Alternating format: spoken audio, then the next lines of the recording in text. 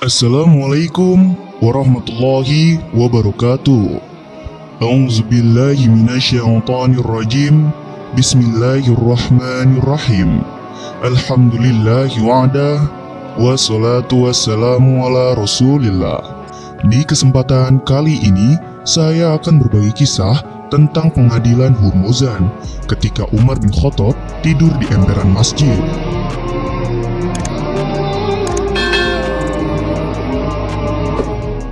Saat Ahnaf bin Qais dibawa panji Islam dan menyerbu daerah timur Persia, ia mampu membuktikan kepahlawanannya.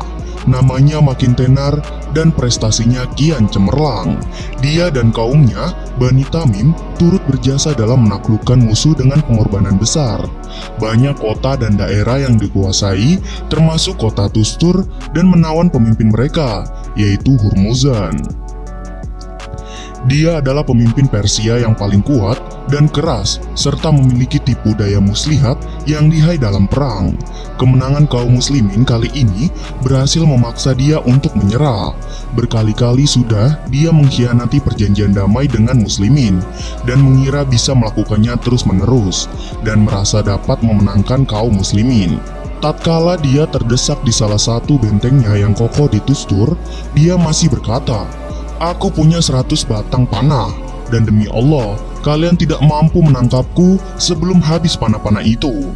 Padahal, kalian tahu bahwa bidikanku tak pernah meleset, maka kalian tidak bisa menangkapku sebelum 100 orang dari kalian tewas." Pasukan Islam bertanya, "Apa yang engkau kehendaki?" Hurmuzan menjawab, "Aku mau diadili di bawah hukum Umar bin Khattab, hanya dia yang boleh menghukumku." Mereka berkata, "Baiklah, kami setuju." Dia pun meletakkan panahnya ke tanah lalu menyerah kepada kaum muslimin. Pasukan muslimin membelenggu dia kemudian mengirimkannya ke Madinah dalam pengawalan yang ketat dan para pahlawan perang di bawah pimpinan Anas bin Malik, pembantu Rasulullah SAW, dan juga Ahnaf bin Qais, murid dan kader Umar bin Khattab. Rombongan itu mempercepat jalannya menuju Madinah. Semua berharap agar Amirul Mukminin puas dengan kemenangan tersebut. Mereka membawa harta untuk Baitul Mal, yakni 1/5 dari hasil ghanimah. Juga yang tidak kalah pentingnya adalah Hurmuzan, yang selalu mengkhianati janji itu bisa dihukum khalifah setimpal dengan kejahatannya. Setibanya di pinggir kota Madinah, mereka menyuruh Hurmuzan mengenakan pakaian kebesarannya yang terbuat dari sutra mahal bertabur emas permata. Di kepalanya bertengger mahkota yang penuh intan berlian yang mahal harganya. Begitu memasuki kota Yatsrib, rakyat besar dan kecil, tua atau muda, berjubel menonton tawanan berpakaian mewah itu dengan terheran-heran. Dia langsung dibawa ke rumah Amirul Mukminin Umar bin Khattab. Tetapi, beliau tidak ada di rumah. Seseorang berkata, beliau pergi ke masjid untuk menyambut tamu yang datang berkunjung. Rombongan itu berjalan ke arah masjid, namun tak terlihat ada di dalam. Sementara itu, orang makin banyak berkerumun. Saat mereka masih sibuk mencari-cari, anak-anak yang sedang bermain di situ bertanya, "Apakah kalian mondar-mandir untuk mencari Amirul Mukminin Umar?" Mereka berkata, "Benar, di mana dia?" Anak itu menjawab, "Beliau tertidur di samping kanan masjid dengan berbantalkan surbannya." Memang tadinya Amirul Mukminin berangkat dari rumahnya untuk menemui utusan dari Kufah. Tapi, setelah mereka pulang, beliau merasa mengantuk, sehingga tidur di samping masjid. Hurmuzan digiring ke samping masjid. Mereka mendapati Amirul Mukminin sedang tidur nyenyak. Mereka pun duduk menanti hingga beliau bangun dari tidurnya. Hurmuzan tidak paham bahasa Arab, tidak tahu apa yang sedang dibicarakan orang-orang, sehingga sama sekali tak menduga bahwa yang tidur di depannya adalah Amirul Mukminin. Memang dia sudah mendengar kesederhanaan dan kezuhudan Umar bin Khattab, tapi tak disangkanya bahwa orangnya adalah yang sedang tidur itu. Orang yang telah menaklukkan Romawi dan raja-raja lain, tidur tanpa bantal, tanpa pengawal. Melihat orang-orang duduk bersamanya, dia mengira mereka sedang bersiap untuk sholat dan menunggu khalifah. Ahnaf mengisyaratkan kepada orang-orang untuk tenang agar tidak membangunkan khalifah dari tidurnya. Sebab sepanjang pengetahuannya dalam menyertai Umar radhiyallahu anhu, khalifah itu tidak pernah tidur di malam hari. Beliau selalu berdiri sholat di mihrabnya atau menyamar meronda berkeliling Madinah untuk menyelidiki hal ikhwal rakyatnya atau menjaga rumah-rumahnya dari kejahatan pencuri. Kemudian, tatkala Hurmuzan melihat isyarat Ahnaf kepada orang-orang, dia menoleh kepada Mughirah bin Syu'bah yang bisa berbahasa Persia. Dia bertanya, "Siapakah orang yang tidur itu?" Mughirah menjawab, "Dialah Amirul Mukminin, Umar bin Khattab." Betapa terkejutnya Hurmuzan. Lalu dia berkata, "Umar? Lalu mana penjaga dan pengawalnya?" Mughirah menjawab, "Beliau tidak memiliki pengawal atau penjaga." Dia berkata, "Kalau begitu, pasti dia nabi." Mughirah berkata, "Bukan, tak ada nabi setelah Muhammad SAW. Hanya saja, tingkah lakunya memang seperti nabi." Orang-orang makin padat berdatangan dan suara-suara yang ditimbulkan semakin keras. Umar radhiyallahu anhu terbangun dari tidurnya dan terheran melihat orang telah ramai berkerumun. Beliau juga melihat seseorang yang menggunakan pakaian kebesaran dengan mahkota di kepala dan tongkat bertabur permata indah di tangan. Umar beralih menatap wajah Ahnaf lalu berkata, "Diakah Hurmuzan?" Ahnaf menjawabnya, "Benar, wahai Amirul Mukminin." Umar kembali mengamati pakaian dan sutra gemerlapan yang dikenakan oleh pemimpin Persia tersebut, kemudian memalingkan muka sambil bergumam, "Aku berlindung kepada Allah dari api neraka dan dari dunia ini. Terpujilah Allah yang telah menundukkan orang ini dan orang-orang semacamnya untuk Islam." Kemudian beliau berkata, "Wahai kaum muslimin, pegang teguhlah agama ini dan ikutilah petunjuk Nabi kalian yang bijaksana. Jangan sekali-kali Anda terpesona oleh dunia, karena dunia itu menggiurkan."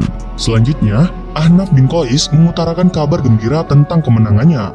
Ahnaf berkata, "Wahai Amirul Mukminin, Hurmuzan telah menyerahkan diri kepada kita dengan syarat akan menerima ketetapan Anda atas dirinya. Silakan Anda berbicara sendiri kepadanya jika Anda berkenan."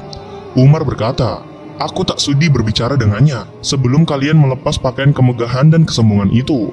Meskipun melucuti semua kemewahan yang dipakai Hurmuzan, kemudian memberikannya gamis untuk menutupi auratnya. Sesudah itu, Umar menjumpai dan berkata, "Bagaimana akibat pengkhianatan dan ingkar janjimu?" Dengan menunduk penuh kehinaan, Hurmuzan menjawab, "Wahai Umar, pada masa jahiliyah ketika antara kalian dengan kami tidak ada rob, kami selalu menang atas kalian. Tetapi, begitu kalian memeluk Islam, Allah menyertai kalian sehingga kami kalah. Kalian menang atas kami, memang karena hal itu, tapi juga karena kalian bersatu, sedangkan kami bercerai-berai." Umar menatap tajam kepada Hurmuzan dan berkata dengan nada tegas, "Apa yang menyebabkan engkau ingkar janji, Hurmuzan?" Dia berkata, "Aku khawatir Anda membunuhku sebelum aku menjawabnya." Umar menjawab, "Tidak, sebelum engkau menjawabnya." Hurmuzan menjadi tenang dengan jawaban tersebut, lalu dia berkata, "Aku haus." Umar pun segera memerintahkan untuk mengambil air minum. Kemudian, seseorang menyodorkan air dalam suatu wadah yang tebal. Melihat itu, Hurmuzan berkata, "Sampai mati pun, sungguh aku tidak bisa minum dari wadah seperti ini." Umar menyuruh petugasnya untuk mengambilkan air dengan wadah yang disukainya. Hurmuzan menerimanya dengan tangan gemetaran. Umar bertanya, "Ada apa dengan engkau?" Dia menjawab, "Aku takut dibunuh di saat meneguk air ini." Umar berkata, "Engkau akan aman sampai selesai minum air ini." Namun, Hurmuzan langsung menuang air itu ke tanah.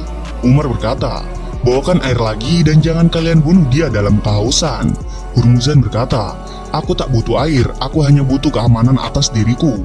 Umar berkata, "Aku akan membunuhmu." Hurmuzan menjawab, "Anda sudah berjanji menjamin keamananku hingga aku meminum air yang aku buang tadi." Umar berkata, "Engkau bohong." Anas bin Malik berkata, "Dia benar wahai Amirul Mukminin, Anda telah menjamin keamanannya." Umar berkata, "Janganlah berlaku bodoh Anas, aku menjamin keamanan orang yang menewaskan adik Anda, Al-Bara bin Malik, serta Maja'ah bin Sur." Tidak mungkin." Anas berkata, "Engkau aman sampai minum air ini." Anas mendukung kata-kata Anas, demikian pula orang-orang yang lain. Umar menatap Hurmuzan dengan geram, "Engkau telah memperdayaiku." Akhirnya, Hurmuzan memeluk Islam. Kemudian Umar memberinya 2.000 dirham setahun.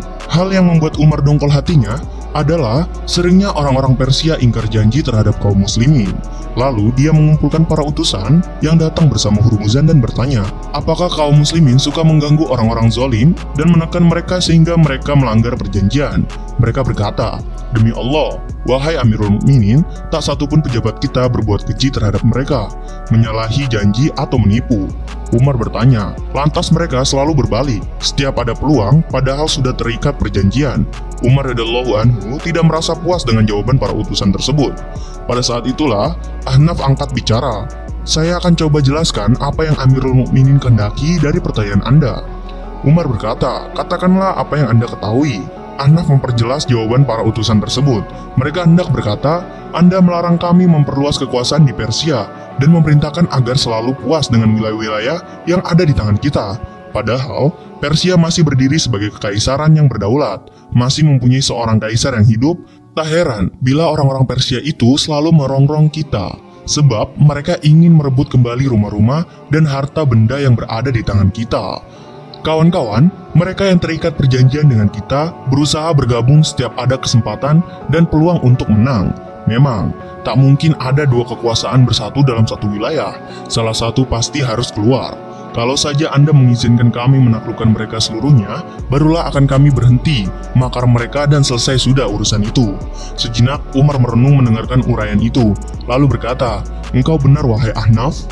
Kini terbuka sudah hal-hal yang belum terjangkau oleh akalku tentang kaum itu. Nantinya, berkat saran Ahnafiyah, akhirnya terjadi peristiwa-peristiwa besar sesudahnya. Saran Ahnaf tersebut sangat nampak mempengaruhi putaran roda sejarah. Wallahu a'lam bishawab." Semoga kisah ini dapat memberikan manfaat bagi kita semua. Jika kalian suka dengan channel ini, silakan subscribe. Akhirul kalam, wassalamualaikum warahmatullahi wabarakatuh.